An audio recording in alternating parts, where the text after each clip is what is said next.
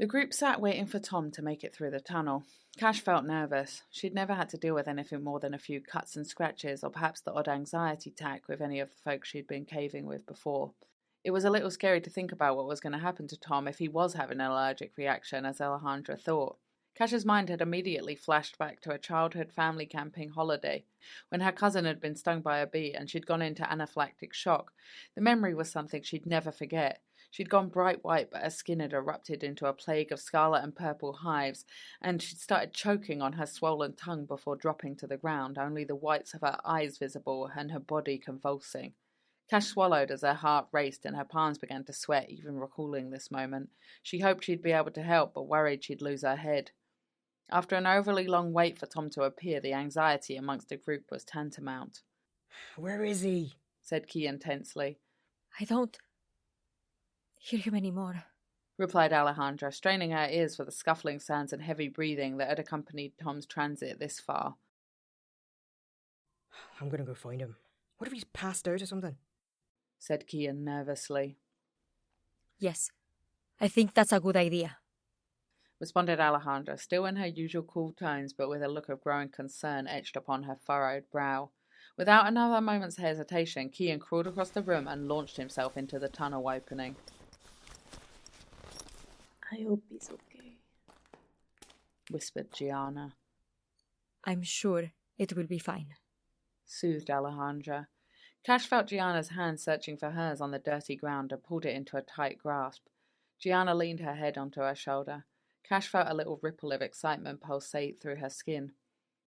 The three of them sat there for what felt like an age before they heard the sounds of Kian hauling himself through the squeeze. Before he appeared, they heard him yelling, but the voice was muddied and incomprehensible through the reverb down the tunnel. They all clambered closer to the entrance in an attempt to hear. "We can't hear you!" Cash shouted back down the tube. Finally, his words made sense. "He's gone. Tom's gone. I can't fucking find him. Pack up our shit. We gotta find him as soon as possible." Alejandra quickly and precisely shuffled across the room and packed up the first aid kit, and Gianna and Cash swung on their bags. Cash grabbed Kian's bag and held it ready to hand to him.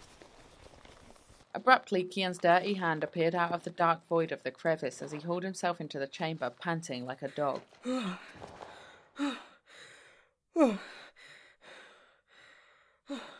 It took him a few moments to catch his breath enough to talk again. Cash opened his bag and handed him his water bottle. He nodded in thanks and chugged down the remainder of the bottle thirstily before regaining some composure.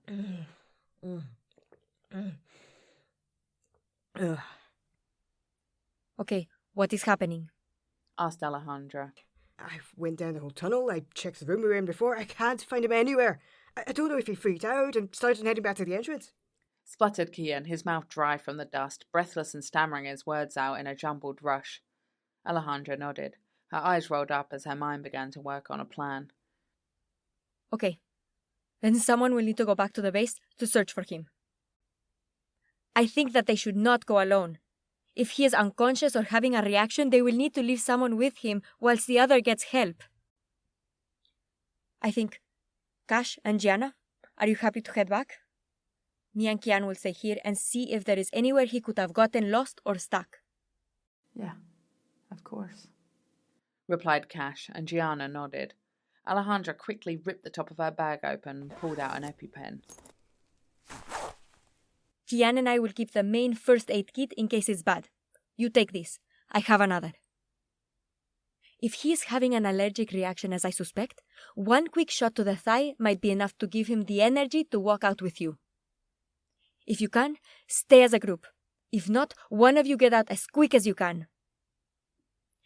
If you can't get signal, take the car and get down to the bottom of the mountain as quick as possible. Get help in Beira. The coordinates for our location are in a message I sent to the group chat just before we made our descent. "Okay," said Gianna as she glanced in Cash's direction and correctly read the rising panic of being alone with Tom in some kind of broken state. "Okay, and you can find your way?" "Yes, I remember," replied Gianna. "Okay, we will see you soon." Alejandra leaned in and gave the two of them a hug. "Good luck." "You too," replied Cash as Alejandra stepped backwards. but Gianna held her a few moments longer, squeezing her to her chest and allowing Cash to relax her shoulders, and giving her the strength to push down her bubbling fears before they headed into the slender abyss in front of them. Okay, Kian. When you were crawling through, is there anywhere you think he could have taken a wrong turn? Not that I noticed. But I was starting to get super panicked by the time I was coming back along the squeeze. Maybe I missed something. Okay, it's okay. We will head back to where we were before. You focus on the right wall, I will focus on the left, and we will make sure he didn't get lost down here. As soon as we know that, we'll know he's on his way back out. Kian nodded. Ready? Asked Alejandra. Yeah, let's go. They clambered into the rocky hollow, this time more slowly than Kian's frantic arrival, carefully combing their assigned wall of the cave meticulously. Kian's arms ached after wasting so much energy. Being back in the squeeze, he could feel a tearing, burning sensation rip through his shoulders and chest with each wrench forward. After around half an hour, Cash and Gianna had made good progress, as they already stood in Limbo's grot and were getting back into their wetsuits. Ugh, I hate the feeling of putting these on when they're already wet, said Cash, pulling a sneer as the cold neoprene scratched against her skin and she struggled to pull it over her thighs. Gianna moved towards her, her own wetsuit hanging from her hips. Cash's headlamp casting shadows across her lean body and the line separating the abs down from her solar plexus. She reached Cash, gripped her wetsuit and pulled up slowly, her forearms brushing against Cash's hips and sides. Her grip was so firm and commanding that the suit slid straight up. Despite the situation at hand, Cash couldn't help but feel a little electric spark through her stomach and down the front of her thighs. She let out a little gasp. Gianna leaned closer as she pulled the suit higher up Cash's torso. Their chests grazed one another, sending immediate goosebumps across both their bodies. Gianna let out a moan. Cash couldn't take it, and without thinking leaned towards Gianna's mouth.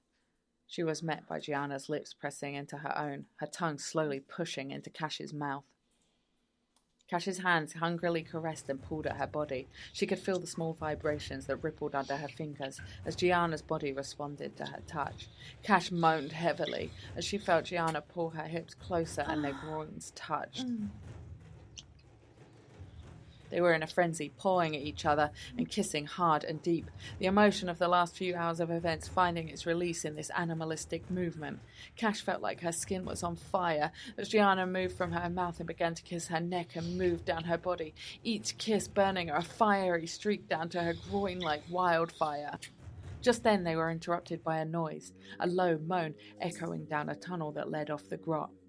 As much as it had pained her to do so, as this moment was all she'd dreamed of for months, Cash pulled back. Did you hear that? Gianna, wearing a strange mix of disappointment and concern on her face, glanced back in the same direction as Cash. Yes, we should check it out.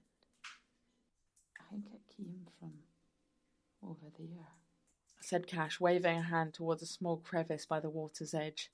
Gianna nodded and they both pulled their wetsuits over their shoulders and headed towards the source of the noise. Cash scolded herself internally for feeling irritated at being interrupted by someone in need.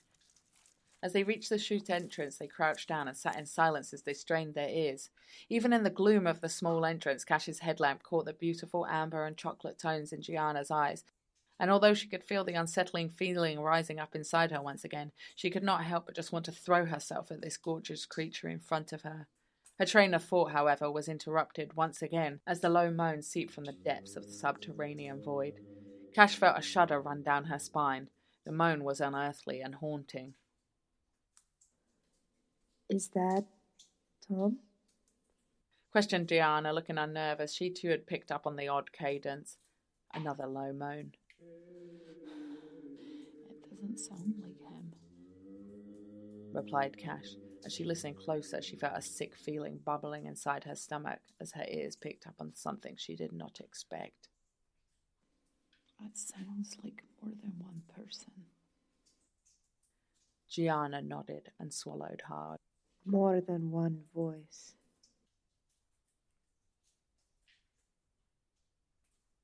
The squeeze was becoming hot and clammy as Kian and Alejandra painstakingly made their way through, checking every inch of wall. Alejandra felt short of breath as their movements kicked dust down from the ceiling and the air was thick with it. Kian's face dropped heavy beads of sweat into the dirt every few seconds, and he felt like it was becoming difficult to swallow air as his esophagus became coated in the tar-like dirt. Suddenly, Alejandra's hand slipped into a small hole in the wall, which she was now grasping at almost blindly due to the sweat in her own eyes.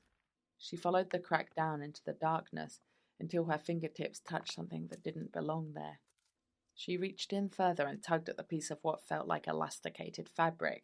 She yanked it hard and pulled it out of the crevice. As her hand emerged from the crack and the object was illuminated by the shine from her headlamp. Kiana, stop! I found something! Kian stopped and twisted himself onto his back, lifting his head off the ground to look back at her. What is that? Asked Kian, wiping the dirt from his eyes and struggling to focus in the dark. It's a strap from a headlamp, I think. Where was it? There's a crevice here. I don't know if you could get down it. I need you to spot me so I can take a closer look. Of course. Kian began to contort his body to crawl back towards her. As his headlamp gave Alejandra more light, she noticed something on the strap. Wait. I don't think this is Tom's. What do you mean? There's a name on here. Dante. Their eyes widened as they looked at each other. Are you sure? I mean, no. We're the only people that have been down here. Are you sure it didn't say something else? Yeah, I'm sure. I mean, if anyone has been down here, it would be him. Kian breathed deeply. Do you think he's still down here? They looked at each other with a sense of foreboding. Cash and Gianna sat in dead silence, fear gripping them in its icy claws. Gianna swallowed again before she breathed out heavily. If Tom is down there, we have to help him. Of course. Replied Cash. And maybe it's just some weird river thing again. Like the train. Said Gianna, trying to convince both of them there was nothing to be scared of, but her anxiety betrayed her with a crack in her voice at the end of her sentence. Aye. Probably. Agreed Cash, indulging in what they both believed was a lie. Should we both go down there? I mean, what if the others come this way? I don't want to be here alone. Replied Cash. And I don't want to leave you.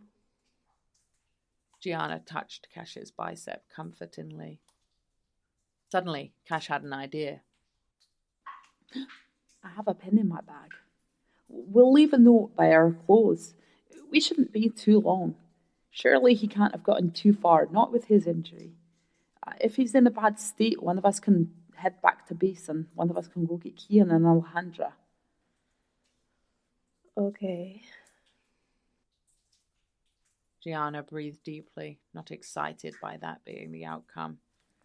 Cash scurried to her bag and scrawled a hasty note while Gianna tried to clear her mind, calm her body and prepare to enter the tunnel. They began to crawl. This tunnel was a lot wider than the squeeze they'd come back through to the grot, but the ceilings were still low and they had to drop their bodies frequently so their torsos grazed the ground. After a few minutes of inching forward, the sticky heat of the tunnel abruptly turned frosty cold. Cash could see her own breath in front of her face, forcing itself out of her tight chest in misty plumes. She choked a little as the frigid air scratched at the back of her throat. What the fuck is happening? I don't know. Maybe this goes up to the surface? I mean, if that is the case, wind would actually maybe explain the noise. Cash felt the apprehension that had clutched at her insides outside the chute slightly loosen its grip. She internally judged herself for being silly and letting the creepiness of the cave get to her. Just the thought of tasting some fresh air at this point felt like paradise. Grazie al cielo. It opens up here. Dragging my tits on the floor in this wetsuit is starting to get very painful. Announced Gianna from up ahead as she struggled to her feet. Que cazzo? In the beam of her headlight, Cash could see Gianna silhouetted and frozen, staring down at the ground, her hand cupped over her mouth. What's wrong? Asked Cash, immediately unnerved again. Gianna didn't answer. Gianna? Cash asked, her voice disturbed. Gianna remained preserved in her pose. Cash's ears started to hurt. A high-pitched, glitchy frequency chirped and flapped against her eardrums. She winced slightly. Eventually, Cash reached Gianna, pulled herself to a standing position, and saw what was distressing her. They stood in a small cylindrical cavern, reminiscent of the inside of a lighthouse. The walls were glistening in the glass, and the temperature had dropped even further. Strewn across the ground were hundreds of bats, some dead, their tiny, hairy bodies twisted into macabre, unnatural positions, petrified and laid on the frosted rock. Some of them, even more deplorably, still alive, but barely, squeaking in agony, shivering and fighting to stay alive a few moments longer. Little rivers and splatters of dark red blood spotted the glassy rime. Eerily, their placement didn't seem haphazard and natural, but instead as though they'd been arranged. She glanced upwards. No opening to the skies above. It was weird. Bats never came this deep, and Cash couldn't be sure how they'd even got in here. She bent down to look closer at one of the dead critters and noticed something else strange. There was a dusting of yellow powder covering its broken cadaver. This made everything all the more odd. It was also puzzling. But there was no time to dwell here. Cash put her arm around Gianna's waist and tried not to look at the poor creatures. We should try and help them, said Gianna, her voice trailing at the end.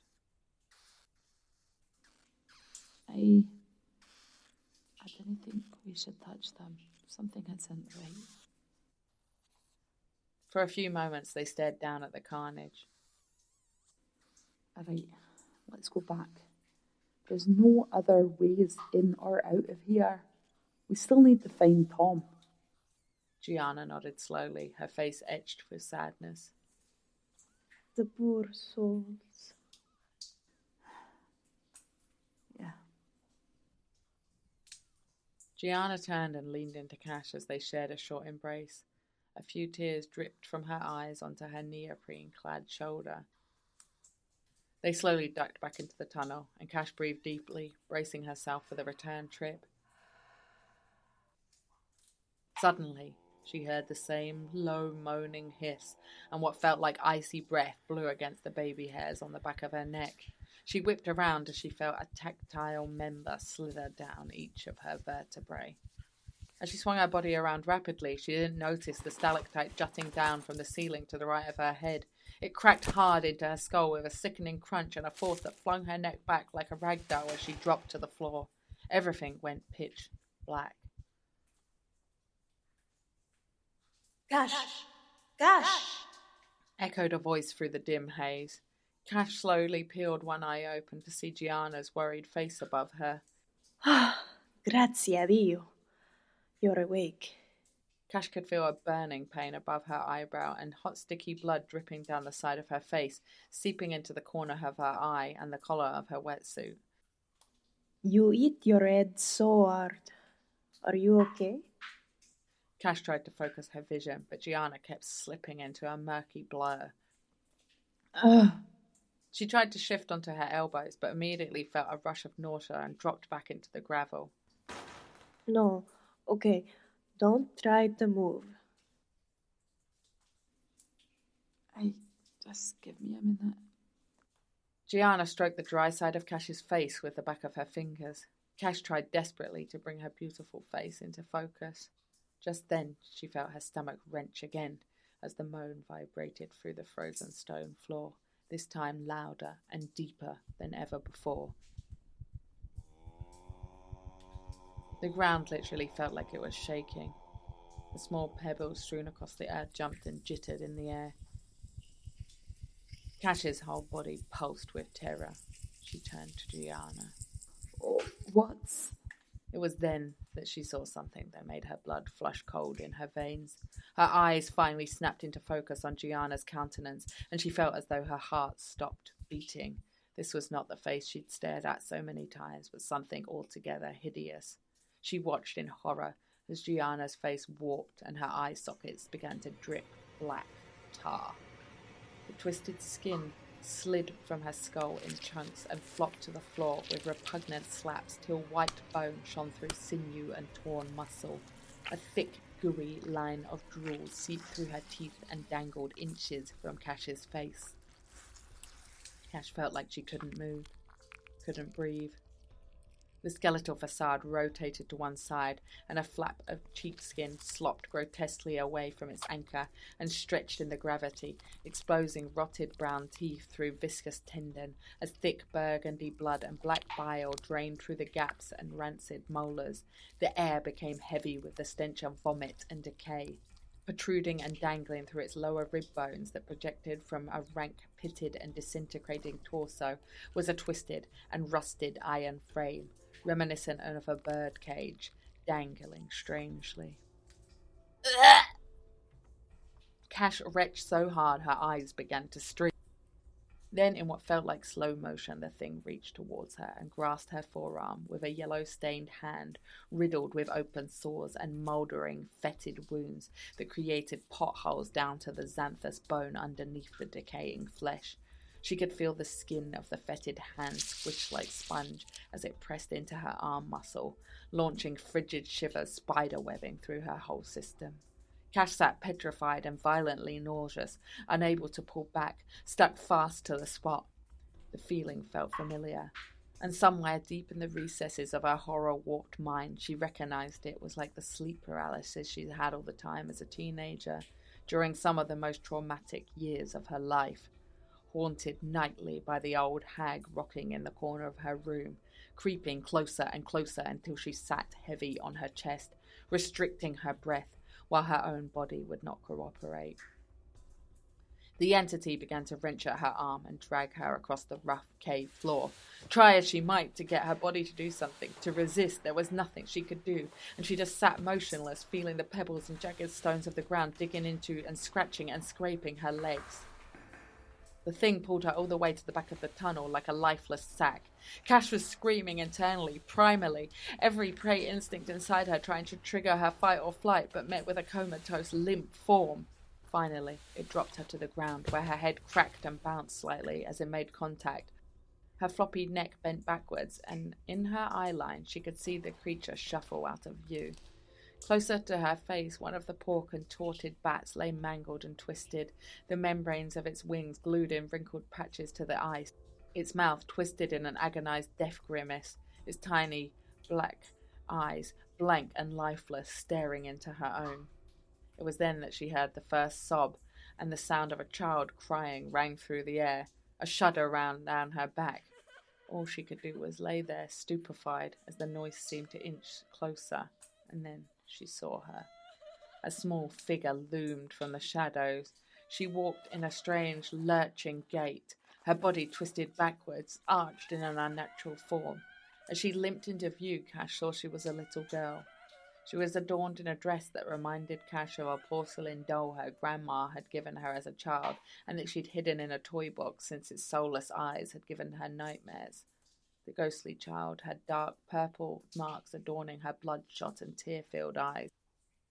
A large dirty handprint smeared across the lower part of her face. Again Cash tried to scream, but her body was still immobilized and useless.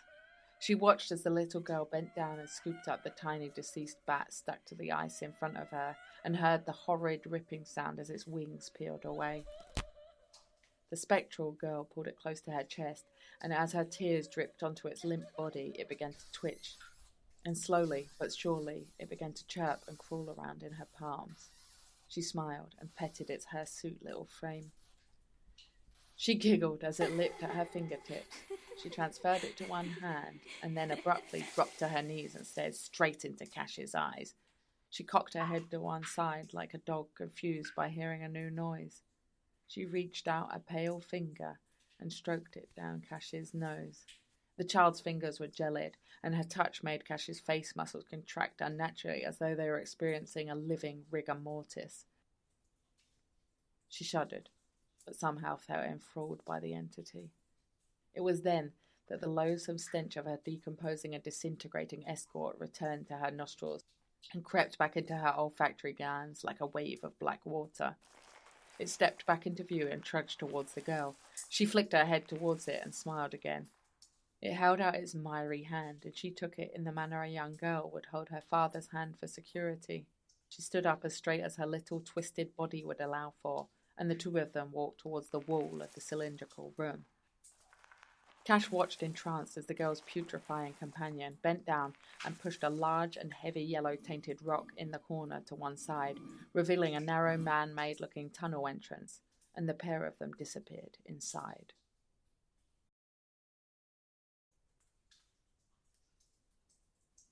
Cash? Cash! Please wake up. Can you hear me? Open your eyes. Slowly the darkness began to clear like the Ha as the sun breaks through the clouds after a stormy night at sea. Gianna's concerned face gradually came into focus. Grazie a Dio. You're awake. That was a really bad bump. I was so worried. Gianna planted a small kiss on Cash's brow. Cash winced slightly and let out a small moan as dull pain rippled through her skin. Oh, sorry, exclaimed Gianna as she heard the moan. Let's get you patched up, then we have to get out of here. We need to get you checked at the hospital. Gianna, I saw a girl on this thing. I think they're trying to show me something. Okay, you're concussed. I know it's confusing. You were out for a while, but it's okay. I've got you. Let's just head to the entrance slowly and carefully. No, that was so real. I know it feels real. I remember when I got concussed rock climbing, I had the most mad, vivid thoughts. I kept telling my sister the police had arrested me. It took my ex telling her that never happened multiple times for her to believe it wasn't true because I was so positive it was. Cash sat in her own confusion. It almost hurt to try and put her thoughts in a cohesive order or manner, so she just nodded and decided to just believe and do as she was told until the pain that now started to thump through her skull in a nauseating, pounding rhythm ceased, as she felt a small trickle of hot blood leaking from her head drip off her chin. Gianna pulled a small dive knife from the boot of her wetsuit, cut her sleeve off and proceeded to cut a long, thin strip and square shape from the neoprene before tying it around Cash's head to stem the bleeding. She sat back for a moment to review her work. Well, it's not great, but it will do for now. Come on, let's get out of here. Just follow me. She helped Cash to her feet and began towards the exit. But before she knew what she was doing, Cash spun around and ran to the rock in the corner and heaved it with all her might, wrenching the rock to one side and revealing a deep crack in the wall, the bottom filled with a stack of brick-sized rocks that looked like an attempt to seal it up that had been abandoned midway. Cash peered over the top and behind it. Her headlamp illuminated a stone stairwell deliberately carved into the rock. What the fuck? Exclaimed Gianna as she joined Cash at the entrance. The two of them stared inside for a few moments, dumbstruck. We have to go down there. What? No, we have to get out of here. Get your head taken care of. And find Tom. I know I sound crazy, but I really feel like we need to. I feel like I saw something, and it was showing me something I have to say. I can't explain. Look, You don't have to come with me, but you can just go back. I just have to do this, all right? Maybe Tom's down there. I really don't think. Gianna tried to interrupt. There's something I know I have to see. I have to go. Gianna considered the desperation in Cash's voice and knew that agreeing to the request would take less time than trying to argue with or forcibly move a recently concussed person, and hoped that if she went along with this plan, Cash would regain her senses sooner rather than later. She certainly couldn't leave her alone here. Okay. Kian let out a small moan of pain as he dropped onto the cave floor and into the little cavern below the crevice where they'd found Dante's headlamp strap. The squeeze had been tight as hell, and he needed a minute to catch his breath after wriggling and writhing through the gap with his chest crushed firmly against the rock. Are you okay? Alejandra's voice bellowed from above him. Kian chuckled despite himself for a second as he thought about the fact it was almost like the disembodied voice of God on the other side of the crack. Yeah, all right, responded Kian as he brushed mud from the floor off his hands. Any sign of Tom? Not yet. I mean, he would have struggled to get through there. He's bigger than me and I barely made it. There was a moment of silence before Alejandra questioned. What about Dante? Kian cast his eyes around the cavern. He couldn't see anything untoward, but it was at that moment he noticed there was a strange scent in the air, an odour he'd smelt before but couldn't quite place. It was not a good smell. I don't see anything. I'm just going to make sure we can 1000% say Tom was never down here. Then let's get the fuck out of here. Yeah. Replied Alejandra from above, as Kian crawled across the floor, searching methodically for any signs of life as he went. Nah, we're just wasting time here, shouted Kian as he made it to the end of the cavern. Just as he was about to turn, though, something caught his eye. Something sparkled in the light of his headlamp. As he flicked his head quickly to try and catch it again, he saw where the glint had come from. There was a small crevice in the back wall protruding from the muddy ground, around 2 feet high. He leaned forward so his head was on the floor, his cheek touching the cool earth as he peered inside the miniature void. He moved his head quickly up and down, and once again caught whatever it was in the light of his headlamp. Are you coming up? Alejandra called from behind him. Yeah, just give me a second, replied Kian, still mesmerised by the small chasm.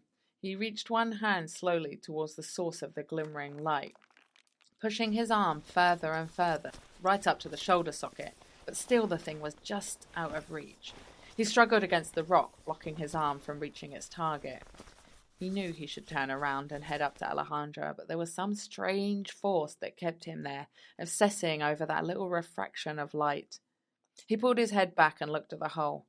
He thought he might just be able to push the top of his torso through and grab whatever it was. Did you find something? Echoed Alejandra's voice. I don't know, he responded before, without really thinking about it long enough, throwing his chest to the ground and forcing his top half into the inadequate-sized crack. He didn't even notice the pressure forcing down upon his vertebrae, as all he was focused on was the flicker illuminated by his headlamp. Once he was in down to the bottom of his ribcage, he thought he must be able to reach it. Now he could hear the sound of trickling water that made him think the back wall of the tunnel couldn't be far away. He reached out his hands as far as they would stretch. Just a little more, he whispered to himself out loud as he wiggled his hips, inching them forward, and finally his fingers grazed the object. It was sharp as a razor blade. Ow! He exclaimed as he wrenched back his hand, feeling a trickle of warm blood dribble down his index finger. Despite himself, he reached forward again, and this time felt a cold metal bar. It hadn't even occurred to him how strange it was that the light from his headlamp seemed to be hitting an invisible barrier and was failing to illuminate something mere feet in front of him. He was too enthralled by the object. He closed his hand tightly around it, and as he felt around blindly, he could feel a guard above it, stopping his hand from journeying any further, and realised he was holding the hilt of some kind of sharpened weapon, apparently wedged into the wall. He yanked it hard, Just then he felt the ground shudder underneath his compressed hips and let out a panicked screech as the mud ledge below him lost its structure and crumbled into the shaft below, taking him into the darkness. Kian!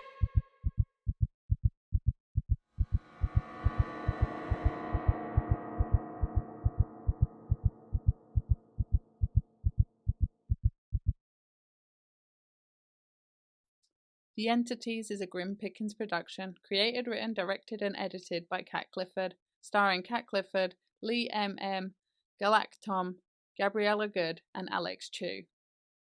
Thank you for listening to Grim Pickens Productions.